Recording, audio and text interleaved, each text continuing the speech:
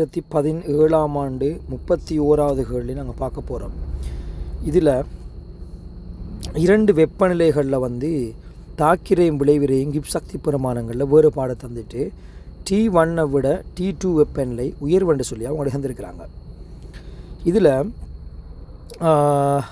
சமநிலை தாக்கம் இந்த இருக்குது. உங்களோட A கேஸிலிருந்து விளைவில் B கேஸ் எங்களுக்கு உருவாக்கப்படுறதான் இதுக்குரிய சமநிலை தாக்கம்.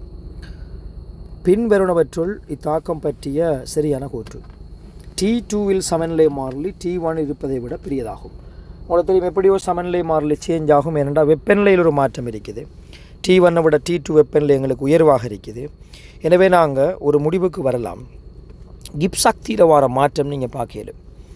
அதாவது T1 விட T2வில் அதாவது உங்களுக்கு தெரியும் இந்த கிராஃப் கிராஃப் கிப்ஸ் சக்தி மாற்ற கிராஃபில் இந்த இருக்கிற புள்ளி இருக்கு தானே, படித்திறன் பூச்சியமாகிற புள்ளி. இந்த இருக்கிற புள்ளி இது T2விலையும் இந்த இருக்க படித்திறன் பூச்சியமாகிற புள்ளி. இந்த வலை திரும்புகிற புள்ளி டெல்டா ஜி பூச்சியமாக இருக்கிற புள்ளி என்னது சமநிலை புள்ளி என்ன நம்ம சொல்லுவோம். இந்த இருக்க புள்ளி சமநிலை புள்ளி டெல்டா ஜி பூச்சியமாகிற புள்ளி. இந்த சமநிலை புள்ளி வெப்பநிலை T1லேருந்து T2க்கு அதிகரிக்கப்படக்குள்ள T1ல் தாக்கிற பக்கமாக இருந்தது, T2வில் விளைவிட பக்கமாக நகர்ந்துருக்கு. பார்த்தீங்கன்னா விளங்கும் உங்களுக்கு சமநிலை புள்ளி இங்கே தாக்கிற பக்கம் இருந்து விளைவிட பக்கமாக நகர்ந்துருக்கு. வெப்பநிலையை நீங்கள் அதிகரிக்கக்குள்ளால் ஒரு சமநிலை புள்ளி சமநிலை தானம் எப்போ முன்முக திசையில் நகருமெண்டா விளைபொருளில் பக்கமெண்டா முன்முக திசையில் நகருமென்று சொன்னால் ஒரு முன்முக திசையில் இந்த தாக்கம் ஒரு அகவெப்ப தாக்கமாக இருக்க வேண்டி வரும். இது ஒரு மிக முக்கியமான ஒன்று. முன்முக திசையில் அகவெப்ப தாக்கம் இருந்தால் தான் உங்களுக்கு தெரியும் லீச்சட்லிற தத்துவப்படி நீங்கள் வெப்பநிலை அதிகரிக்கக்குள்ளால் குறைப்பதற்கு அகவெப்ப திசையில் சமநிலை முன்னோக்கி நகரும். எனவே இதிலிருந்து தாக்கம் புறவெப்பத்துக்குரியது நாம் ரிஜெக்ட் பண்ணி போட்டு தாக்கம் அகவெப்பத்துக்குரியதை நாம் ஏற்றுக்கொள்ளலாம். அதோடு சேர்த்து இன்னொரு விஷயம் நாங்கள் சொல்லலாம். சமநிலை மாறிலி சம்பந்தமாக உங்களுக்கு தெரியும் வெப்பநிலை மாற்றத்தோட ஒரு சமநிலை மாறிலி முன்னோக்கி போனால் கேசியுடைய உதாரணமாக செறிவு சார்பான சமநிலை மாறிலி B கேஸ் செறிவின் கீழ் A கேஸ் செறிவண்டு வரும். இந்த இருக்க சமநிலை வெப்பநிலை அதிகரிப்போட முன்னோக்கி நகர்ந்திருக்கிறதால அது எங்களுக்கு பீர விளைவிட அளவு கூடி தாக்கிற அளவு எங்களுக்கு குறையும். எனவே கேசிர பெருமானம் அதிகரிக்கும். எனவே T2வில் சமநிலை மாறிலி T1 இருப்பதை விட பெரியதாகும் என்பது எங்களுக்கு சரியான கூற்று. சி கூற்று தாக்கத்தினுடைய டெல்டா எஸ், அதாவது தாக்கம் ஒரு நேர் டெல்டா எஸ் நியமநிலை பெருமானம் என்ட்ரோஃபி மாற்றம் ப்ளஸ்ன்னு சொல்லியிருக்கிறாங்க. 2 விதமாக இது டெல்டா எஸ் ப்ளஸ்ன்னு நாம் நிறுவலாம். சி கூற்றை 2 விதமாக நிறுவலாம். முதலாவது சி கூற்றை நிறுவ போகிறது உங்களுக்கு தெரியும். நாங்கள் கன்ஃபார்ம் பண்ணியிருக்கிறோம் இது ஒரு வெப்பநிலை அதிகரிக்கத்தோட சமநிலை புள்ளி வலப்புறமாக நகர்ந்திருக்கிறதால விளைவிட பக்கம் அகவெப்ப தாக்கம்னு சொல்லி உங்களுக்கு தெரியும். தெளிவாக இந்த கிராஃபில் எங்களுக்கு இருக்கி நல்லா பார்த்துக்கொள்ளுங்க. T1 வெப்பநிலையில் பாருங்கள். T1 வெப்பநிலையில் இந்த இருக்குது தாக்கிற ஜி, இங்கே இருக்குது விளைவிட கிப்ஸ் சக்தி. உங்களுக்கு தெரியும் தாக்கிற டெல்டா ஜி தாக்கிய விட கிப்ஸ் சக்தி பெருமானங்கள் ஜி விளைவுகளில் கிப்ஸ் சக்தியில் கூட்டுத்தொகை எங்களுக்கு பெருமானம் எங்களுக்கு தாக்கிற பெருமானம் கூட இருந்தால் கிப்ஸ் சக்தி மாற்றம் எங்களுக்கு வரப்போகுது மைனஸில். ஏன்னா உங்களுக்கு கிப்ஸ் சக்தி மாற்றம் நான் கணிக்க போகிறோம். விளைவிடம் தாக்கி என்ன கழிக்க போகிறோம். கிப்ஸ் சக்தி மாற்றங்கள் இலை துளிப்பாடு மாற்றம் தானே விளைவிடம் தாக்கி கழிப்போம். தாக்கி கூட இருந்தால் டெல்டா ஜி மைனஸ் அரிக்கும். எனவே தாக்கம் சுயமாக நடைபெறும். நீங்கள் வெப்பநிலை T2வில் பார்த்துட்டு அதே மாதிரி தான் பாருங்கள். தாக்கிற டெல்டா ஜி கிப்ஸ் சக்தியை விட விளைவிட கிப்ஸ் சக்தி குறைய தரிக்கும். பெருமானம் குறையரிக்கத்தால் டெல்டா ஜி மைனஸ் அரிக்கும். ரைட். ஆகவே இதில் என்ட்ரோபி மாற்றம் டெல்டா எஸ் எப்படி எதிர்கூறலாம்னா உங்களுக்கு தெரியும்.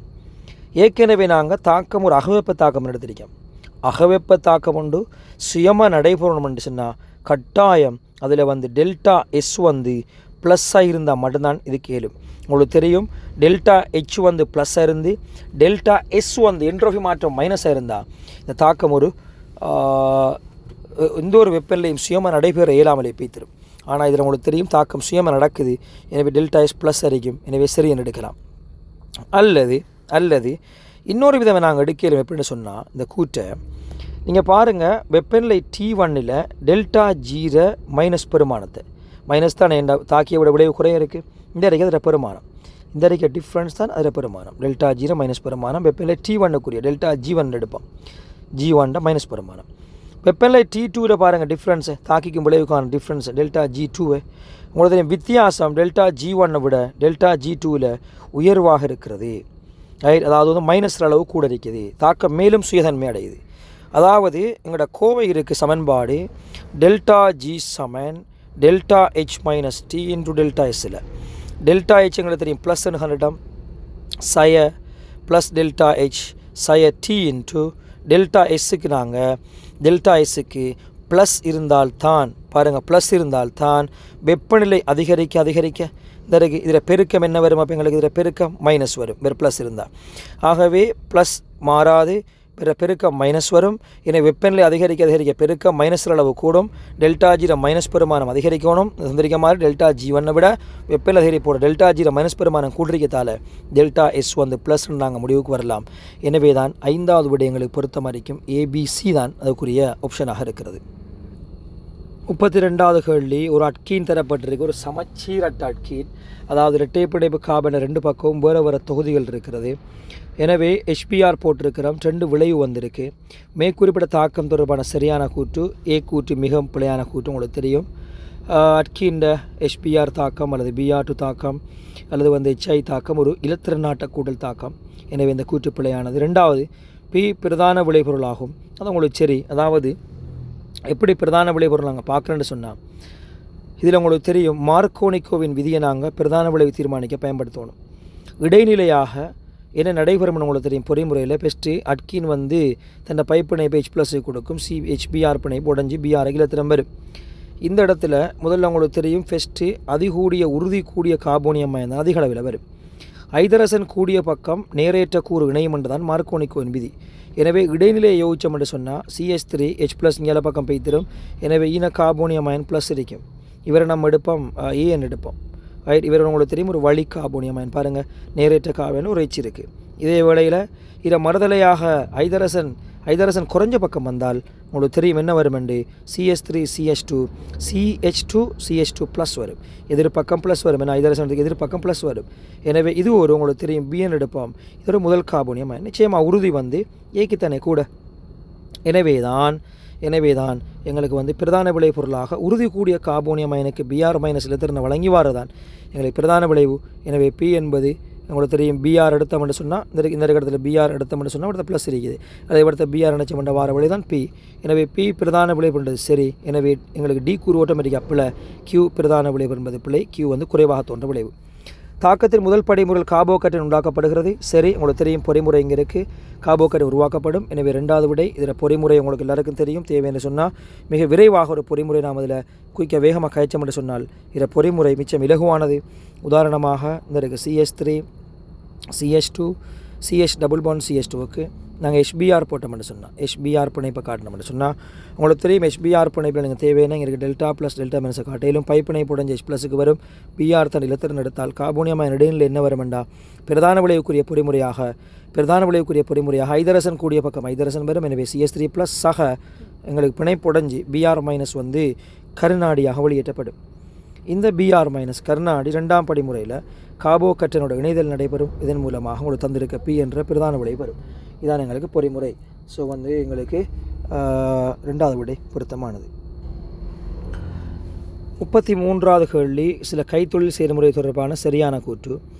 A கூற்று உங்களுக்கு சொல்லியிருக்கிறாங்க, KOHயை பயன்படுத்தி குழந்தைகளுக்கான சவர்க்கார் உற்பத்தி செய்யப்படும். உங்களுக்கு தெரியும் சவர்க்கார் உற்பத்தியில் NaOH நாங்கள் பயன்படுத்தலாம் அல்லது KOH பயன்படுத்தக்குள்ள நாங்கள் வந்து குழந்தைகளுக்கான சவர்க்காரம் கொஞ்சம் மென்மை கூடியதாக எங்களுக்கு இருக்கும்போது பயன்படுத்தி கொள்ளலாம். சரி, 2வது தொடுகை முறையில் SO3யை பெற்றுக்கொள்வதற்காக SO2 O2 ஆகியவர்களில் நடைபெறும் தாக்கத்துக்கு தாளமுக்க நிலைமைகள் சாதகமாக இருக்கின்றன.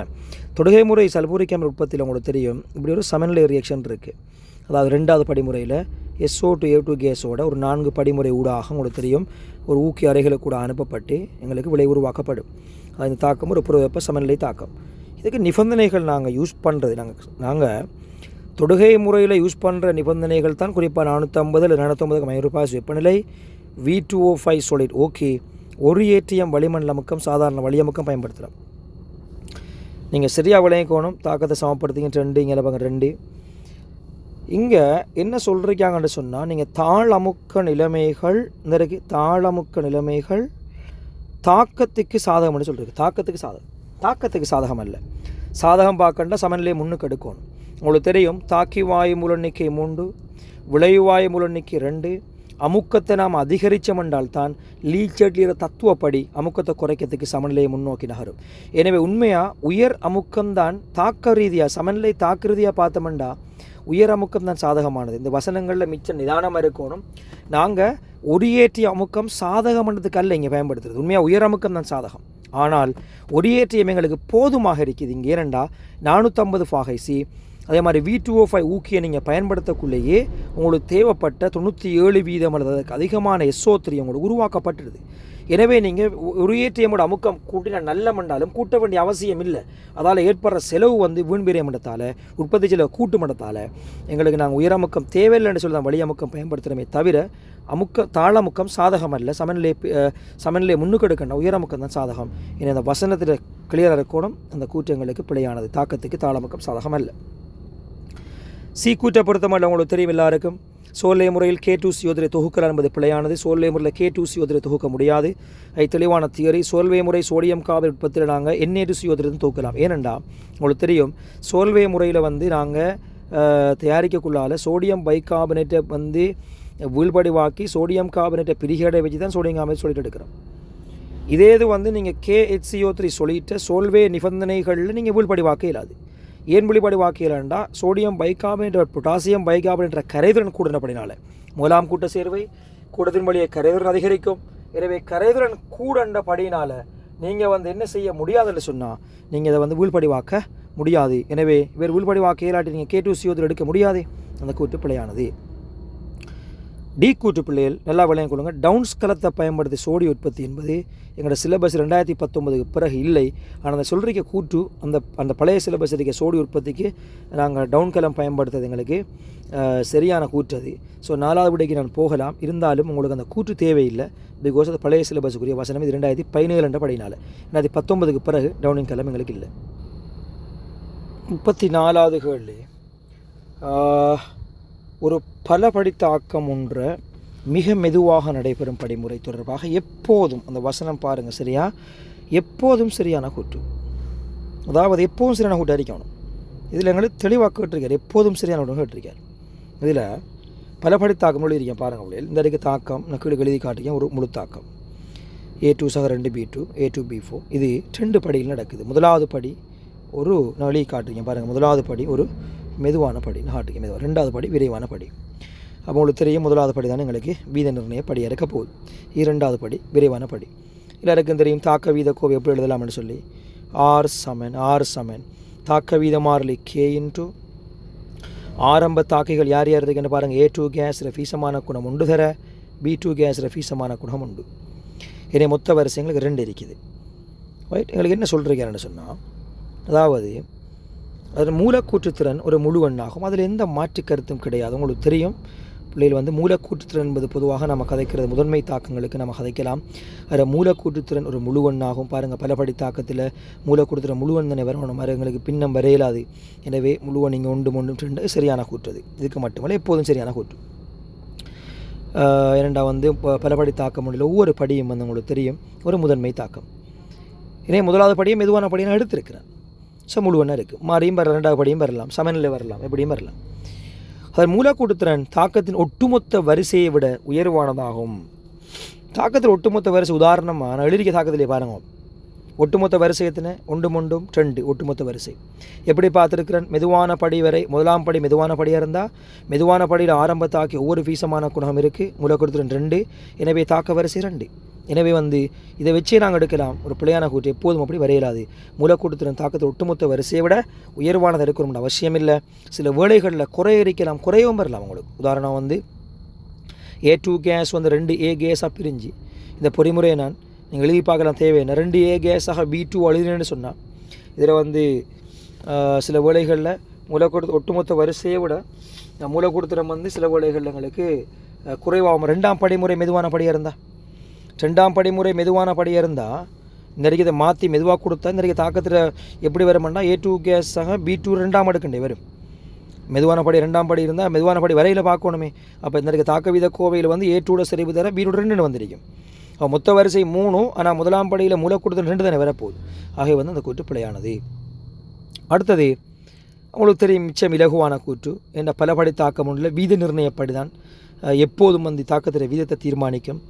அந்த வீத நிர்ணயப்படி என்பது ஏவல் சக்தி கூடிய மிக மெதுவாக நடைபெறுகின்ற படி, அதில் மாற்றுக்கிறது கிடையாது.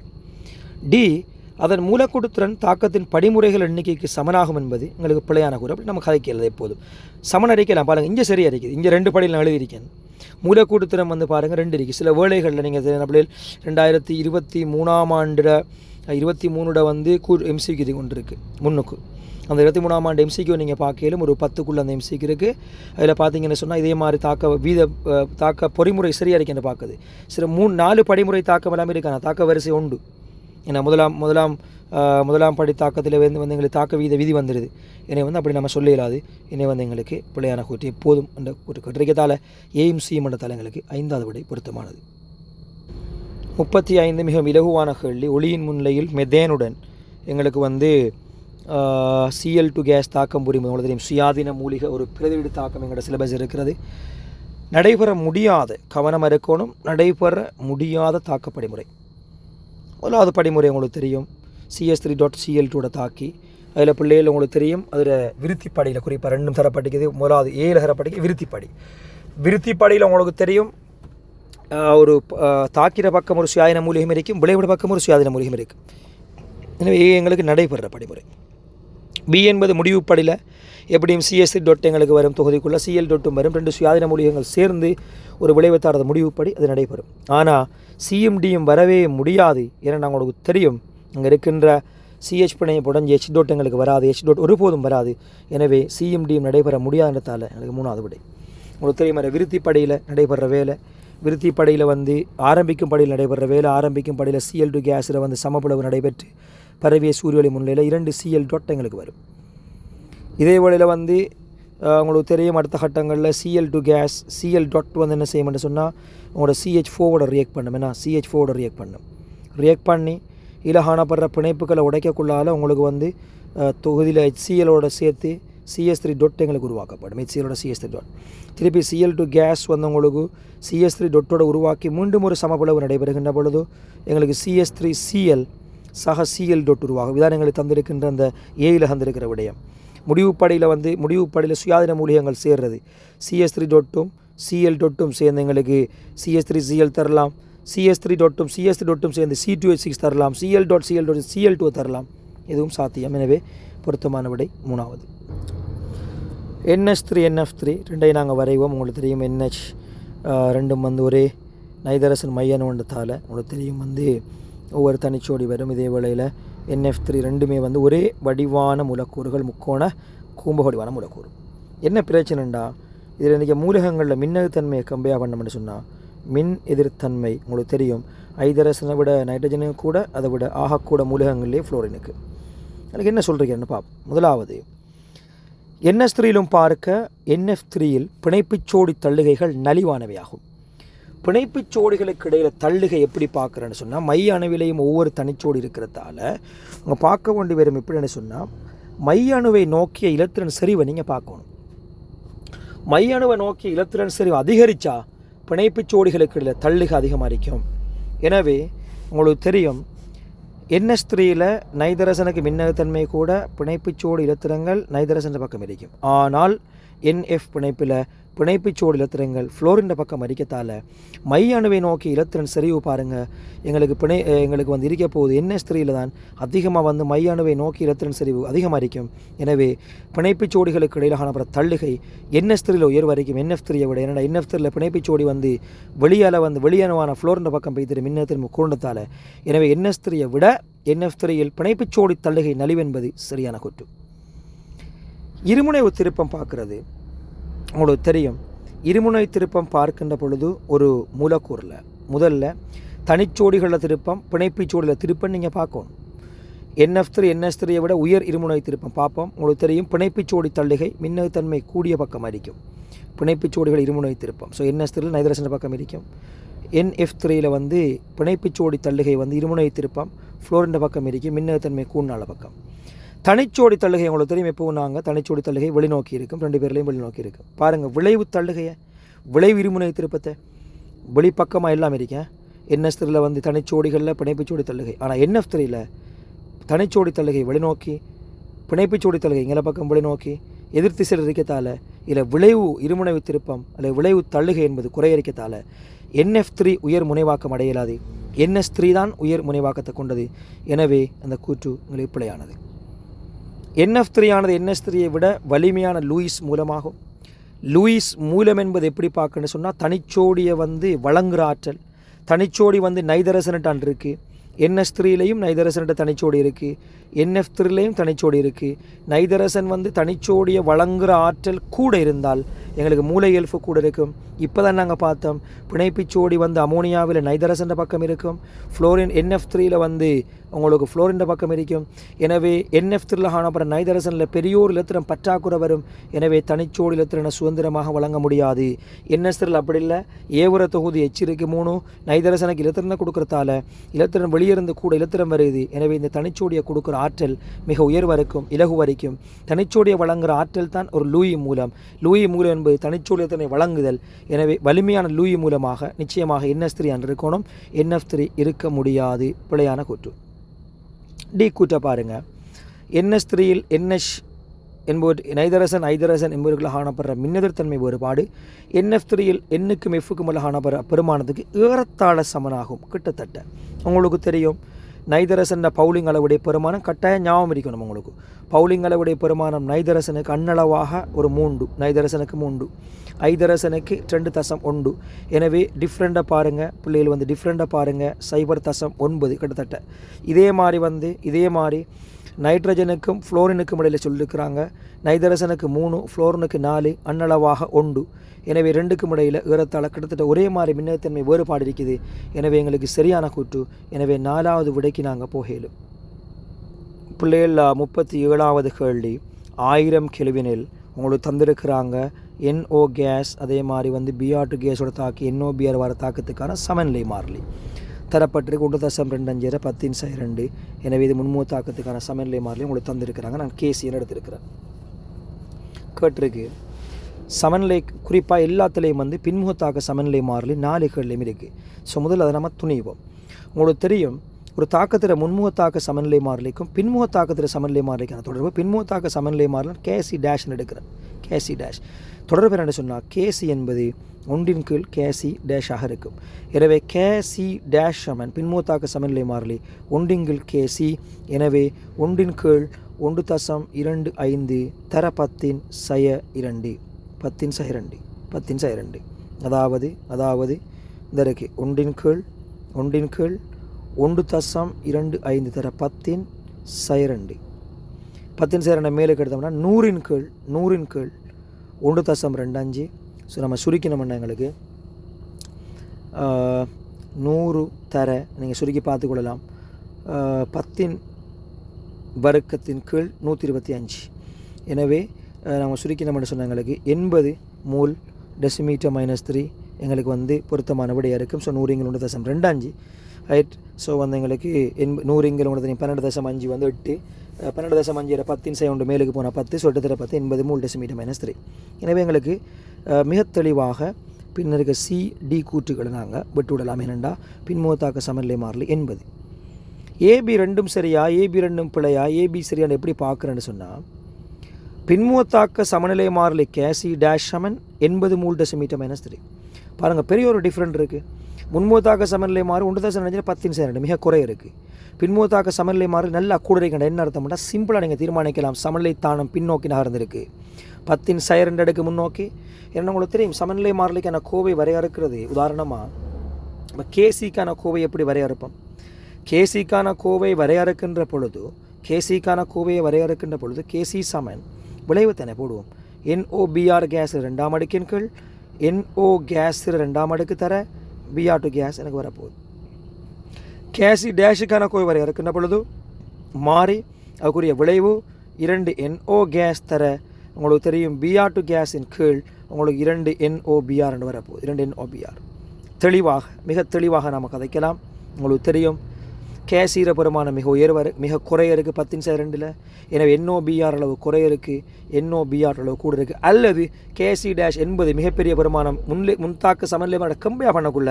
எனவே KC- கூடண்டா மேலுக்கு இருக்க பெருமானம் NOBR கூட இருக்கணும், NOBR குறைய இருக்கணும். அப்படி என்று சொன்னால் சமநிலை கலவையில் எங்களுக்கு NOடையும் BRடையும் அது பிரதானமாக ரெண்டு அதிகமாக இருக்கால் தான் பிரதானமாக நம்ம சொல்கிறோம். பிரதானம் இருக்கிறது NOவும் BR2வும். எனவே தான் எங்களுக்கு சமநிலைத்தானம் பின்னிக்கு இருக்கிறபடினால அந்த வசனம் சரி A. எனவே B கூட்டு ஆட்டோமேட்டிக்காக எங்களுக்கு பிழையாக இருக்கும். சமநிலைத்தன்மையில் B பிரதானம் இருக்க முடியாது. எனவே 5வது விடை A மட்டும் எங்களுக்கு பொருத்தமான கூட்டு அறிக்கை. வாயு அவத்தையில் நடைபெறும் ஓர் இருமூலக்கூற்று முதன்மை தாக்கம். இருமூலக்கூற்று முதன்மை தாக்கம் சம்பந்தமாக எங்களுக்கு சரியான கூட்டு கேட்டிருக்கு. பார்ப்போம்.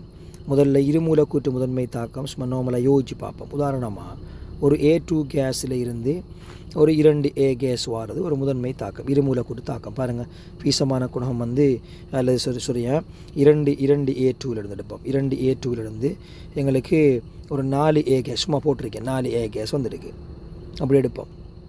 பீசமான குணம் 2. எனவே தாக்க வரிசை 2 இருமூலக்கூற்று. அல்லது நான் இப்போ எழுதுகிறேன் A2 சக B2 கேஸ் விளைவில் எனக்கு A2B2 கேஸ் இருக்குது. இதையும் இருமூலக்கூற்று முதன்மை தாக்கம். ஏனெண்டா பாருங்கள், நீங்கள் பீசமான குணம் ஒவ்வொன்று இருக்குது. எனவே தாக்க வரிசை 2 இருமூலக்கூற்று தாக்கம். அது கேட்டிருக்கிறாங்க, தாக்கிகளின் செறிவுகள் சமமாகும் போது மாத்திரம் தாக்கத்தின் பரிசோதனை ரீதியாக துணியப்படும் வரிசை 2 ஆகும்னு சொல்லிருக்கு. அதை நாம் ஏற்றுக்கொள்ள இயலாது. அப்படி ஒரு கதை எங்களுக்கு இல்லை. அதாவது பீசமான குணகம் சமனாக இருந்தால்தான், தாக்கிகள செறிவு சமனாக இருந்தால் தான் துணியப்படும் வரிசை 2 இல்லை. இது இருமூலக்கூற்று முதன்மை தாக்கம். இது அப்படின்னு சொன்னால் உங்களுக்கு செறிவுகளை பற்றின கதை எதுவும் இல்லை. நீங்கள் செறிவு எப்படி பயன்படுத்தக்குள்ளையும் நீங்கள் பரிசோதனை ரீதியாக துணிஞ்சிங்கன்னா தாக்கத்திர வரிசை 2 தான் வரப்போகுது. ஏனெண்டா இருமூலக்கூற்று முதன்மை தாக்கம். இது முதன்மை தாக்கம். எனவே தாக்கத்திர பீசமான குணகம் அதாவது மூலக்கூற்று திறன் எங்களுக்கு தாக்க வரிசை அரிக்கும். எனவே ABயை நாங்கள் ரிஜெக்ட் பண்ணலாம். ஏன்னா தாக்கத்திர செறிவில் ஒரு பீசமான குணம் தாக்க வரிசை தங்கியிருக்காது. C பாருங்கள், தாக்கிகளின் செறிவுகள் ஒன்றின் மற்றையதை விட ஒப்பீட்டளவில் பெருமளவு அதிகரிக்கும் போது தாக்கத்தின் வீதம் அத்தாக்கியின் செறிவில் தங்கியிருக்காது என்பது கொஞ்சம் குழப்பகரமான வசனம் இருக்கும். என்னென்னா செறிவில் தங்கியிருக்காண்டு ஃபுல்லாக சொல்லல, நாங்கள் புறக்கணிக்கலாம். ஏன்னா அந்த கூற்று பிள்ளாது. செறிவில் தங்கியிருக்கான்னு நாங்கள் அப்படி 100% சொல்ல. உதாரணமாக இப்போ நீங்கள் வேற 1 மூல் டெசிமீட்டர் -3 இவரை ஒரு 0.002 மூல் டெசிமீட்டர் -3 எடுத்தா இப்போ தாக்கம் நடக்கக்குள்ள இது ஃபுல்லாக தாக்குதுன்னு எடுப்போமே. B ஃபுல்லாக தாக்கினா கூட B ஃபுல்லாக தாக்கினா மிஞ்ச போகிறல்ல. பீசமானம் 1 சொன்னால் தாக்கம் நடக்கக்குள்ள இவர் எவ்வளோ குறையப்படுறார் 1.0.002. எனவே கிட்டத்தட்ட அவர் ஆல்மோஸ்ட் எல்லாமே தொகுதிக்குள்ளே இருக்க மாதிரி தானே. நல்லவா 1 மூல் டெசிமீட்டர் மேட்ச் இருக்க மாதிரி தானே. செறிவில் பெருமளவான மாற்றம் வராது. இருந்தாலும் தாக்கத்தில் வீதம் பாதிக்கப்பட்டது. இரண்டா இருமூலக்கூற்று முதன்மை தாக்கம் 2 பேரும் பாதிக்கும். அதோட கம்பையாக பண்ணக்கு வேறு பாதிப்பை நான் புறக்கணிக்கலாம், செறிவு மாற்றத்தை புறக்கணிக்கலாம். அடுத்தது உங்களுக்கு தெரியும் D கூற்றை பொறுத்த மட்டும், அதாவது மாறா வெப்பநிலையில் தாக்கிகள் அடங்கிய கொள்கலத்தில் கனளவை குறைக்கும் போது Vயை குறைச்சோம் என்று சொன்னால் மொத்த அமுக்கம் வெப்பநிலை மாற்றலில் மொத்த அமுக்கம் அதிகரிக்கும், மிச்சம் இலகுவாக V = P. எனவே மூலக்கூறுகளுக்குள்ள மோதுகை வீதம் அதிகரிக்கும். ஏனண்டா அமுக்கம் அதிகரிச்சிருக்கு, கனளவு குறைச்சிருக்கோம். எனவே மூலக்கூறுகள் தாக்கி மூலக்கூறுகளில் மோதுகை அதிகம் முந்தியத்தை விட அதிகமாக இருக்கும். என்னென்னா நாங்கள் தொகுதியில் கனளவை நம்ம குறைச்சிருக்கோம். அந்த கூற்று சரி. எனவே எங்களுக்கு D கூற்று மட்டும் சரியானதால் 5வது விடை பொருத்தமாக இருக்கும். 39 துளியின் சம்பந்தமாக கேட்டிருக்கிறாங்க. ஸோ நான் துளியை தேவையான திருப்பி இருக்க வரைவோம். இந்த இருக்குது பென்சின் வளையத்தோடு எங்களுக்கு CS3 இருக்குது. ஸோ கார்பன் sp3 கலப்பில் அவரை சுற்றி 4 ஷேப்பில் 4 அணுக்களும் எங்களுக்கு இருக்கும். அதாவது ஹைட்ரஜனும் அதே மாதிரி 3 ஹைட்ரஜனும் பென்சினும் இருக்கும். பாருங்கள், இதில் சரியான கூட்டு கேட்டிருக்கிறாங்க. எல்லா கார்பனுக்களும் ஒரே தளத்தில் காணப்படும். உங்களுக்கு தெரியும் பென்சினை பொறுத்த மட்டும் பென்சின் வளையத்தில் எல்லா கார்பனும் ஒரே தளத்தில் காணப்படும். ஏன்னா எல்லாம் sp2 கலப்பு. sp2 கலப்பில் இந்த கார்பன் இருக்கிறதால இவரோட இருக்கிற கார்பன் தொழிலின் CS3 கார்பனும் ஒரே தளத்தில் இருக்கணும். ஏனெண்டா sp2ல காணப்படுற மையானு அவரை சுற்றியுள்ள எல்லா அணுக்களும் ஒரே தளம். எனவே தான் பென்சினில் காணப்படுற எல்லா அணுக்கள் மாதிரி அதோட இணைஞ்சிருக்கிற கார்பனும் ஒரே தளம்.